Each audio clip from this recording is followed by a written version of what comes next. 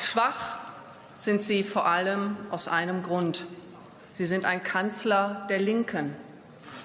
Ihr Weg ins Kanzleramt ist von gebrochenen Wahlversprechen und Kapitulation vor Linken und Grünen gesäumt. Die Schuldenbremse, die Sie hoch und heilig einhalten wollten, die haben Sie in einem finanzpolitischen Staatsstreich mit Hilfe der Grünen mit einem alten, abgewählten Bundestag abgeräumt. Diese Machart zeugt auch von Ihrem Charakter, Herr Merz. Bis zu 1,7 Billionen neue Schulden sind damit auf einen Schlag ermächtigt. Unterm Strich ist das die Verdoppelung der Bundesschuld. Und das in Zeiten der Rezession, der schrumpfenden Wirtschaft und der beschleunigten Verarmung der Bürger.